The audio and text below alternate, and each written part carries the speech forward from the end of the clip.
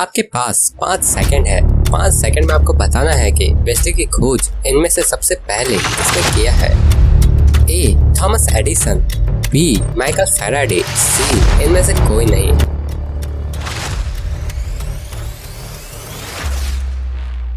अगर आपका answer A है तो आपको अपनी नॉलेज इम्प्रूव करने की जरूरत है। थॉमस एडिसन ने बल्ब की खोज की थी, न कि बिजली की।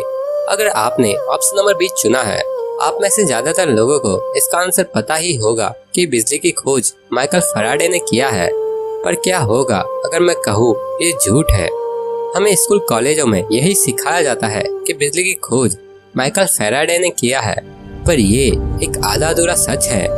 सबसे पहले बिजली की खोज किसने किया है ये तो हम आपको बताएंगे ही, पर साथ ही हम आपको 3 ऐसे आविष्कार या खोज बताएंगे जो हुए तो भारत में है पर उनका श्रेय विदेशों ने लिया है।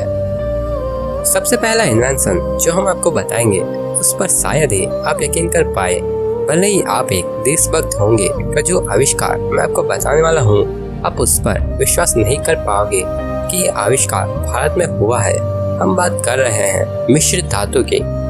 मिश्र धातु का इस्तेमाल प्राचीन काल में राजा महाराजाओं द्वारा हथियार बनाने में किया जाता था। दरअसल उस समय हथियार सिर्फ लोहे के ही बनाए जाते थे, जिन पर बहुत जल्दी जंग लग जाती थी। इसी परेशानी से बचने के लिए राजा महाराजाओं ने सबसे पहले मिश्र धातु का उपयोग करना शुरू किया था। अब आप मुझसे इसका प्रूफ मांगेंगे कि हम कैसे मान लें कि भारत के राजा महाराजाओं ने ही सबसे पहले मिश्र धातु का इस्तेमाल करना शुरू किया था। तो वैसे तो खोजकर्ताओं को बहुत से ऐसे हथियार मिले हैं जो मिश्र धातु से बने हुए हैं, पर मैं आपको एक ऐसा सबूत दूंगा जिसे सुनकर आपको पूरा बिलीव हो जाएगा कि हाँ, मिश्र धातु की खोज सबसे पहले भारत में ही हुई है। हम बात कर रहे हैं कुतुब मीनार के पास में स्थित एक विशाल स्तंभ, लोह स्तंभ की। लोह स्तंभ लगभग आज से 1600 साल पहले बनाया गया था। इसकी ऊंचाई 7 मीटर है और इसका वजन लगभग 6000 किलो से भी ज्यादा का है। वैज्ञानिकों ने इसका रासायनिक परीक्षण किया, तब उन्हें पता चला कि ये गर्म लोहे के 20-30 किलो के कई टुकड़ों को जोड़कर बनाया गया है। वैज्ञानिक अभी तक हैरान है कि लोह स्तंभ 1600 सालों से भी पुराना है, पर अभी तक इस पे कभी भी जंग नहीं लगा है। जहां आज के मॉडर्न आर्किटेक्चर भी काफी रिसर्च करने के बाद कोई पुल या ब्रिज बनाते हैं, और वह ब्रिज भी 100-200 साल से भी ज्यादा नहीं चलता है। वहीं 1600 साल पहले आखिर कैसे एक 1600 किलो वजनी लोह स्तंभ बना दिया गया है, वह भी जिस पर अभी तक जंग नहीं लगा है। जब वैज्ञानिकों ने इसके पीछे का कारण जानना चाहा तो उन्हें पता चला कि लोह स्तंभ पर इसलिए जंग नहीं लगता है क्योंकि इस स्तंभ में फास्फोरस की अधिकता 0.114% है और वहीं सल्फर 0.006% है, जिससे इसमें कोई खराबी नहीं होती है। साथ ही मैग्नीज डाइऑक्साइड का लेप होने से इस पर जंग नहीं लगता है। सबसे बड़ा सवाल ये है कि क्या भारत 1600 साल पहले इतना विकसित था कि लोह स्तंभ के टुकड़ों को इस तरह जोड़ा गया है कि एक भी जोड़ दिखाई नहीं देता है। लोह स्तंभ में फास्फोरस का यूज किया गया है, जबकि फास्फोरस की खोज सन 1600 में हुई है। तो 1600 साल पहले आखिर कैसे लोह स्तंभ में फास्फोरस डाला गया है? तो क्या उस समय भारत हमारी सोच से ज्यादा विकसित था? अगर हाँ, तो हमें इस बात का पता क्यों नहीं है? तो क्या अंग्रेजों ने दुनिया से भारत का गौरवशाली इतिहास छुपाया है? तो क्या अंग्रेजों ने हमारे इतिहास के साथ छेड़छाड़ किया है? ऐसे बहुत से प्रश्नों के उत्तर हमें ढूंढने ही पड़ेंगे, क्योंकि जब ही हमें पता चल पाएगा कि हम कौन थे। हालांकि ये तो पूरी दुनिया को पता ही है कि एक समय पर भारत विश्व गुरु था। तो क्या भारत को फिर से विश्व गुरु नहीं बनना चाहिए? हमारा चैनल हर वो मुमकिन कोशिश करेगा जिससे भारत विश्व गुरु बने। क्या आप भी हमारे साथ भारत को विश्व गुरु बनाना चाहते हैं?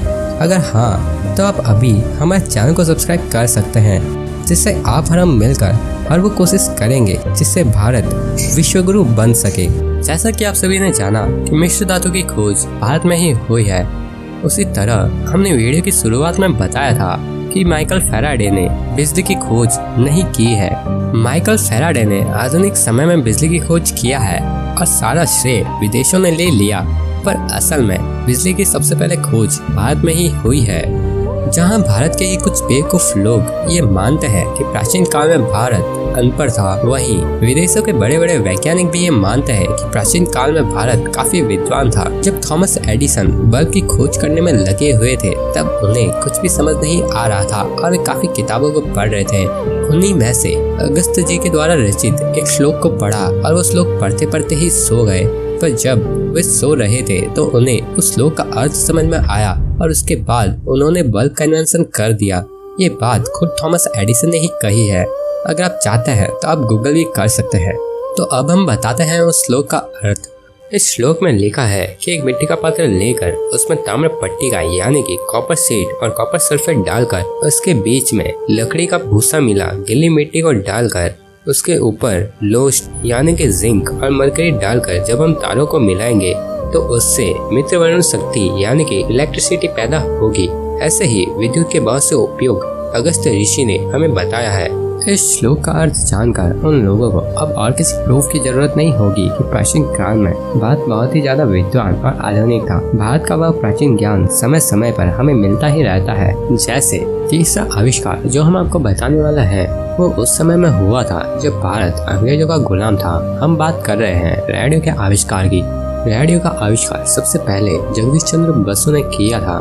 पर क्या कि उस समय भारत अंग्रेजों का गुलाम था तो उनके आविष्कार को इतनी मान्यता नहीं दी गई और जब 2 साल बाद मार्कोनी ने अपने रेडियो के आविष्कार को पेटेंट करवा लिया और भारत को एक बहुत बड़ी उपलब्धि मिलते मिलते रह गई। भारत ने जब रेडियो का आविष्कार किया था जब भारत अंग्रेजों का गुलाम था, मगर क्या होता अगर अंग्रेज कभी भारत आए ही नहीं होते।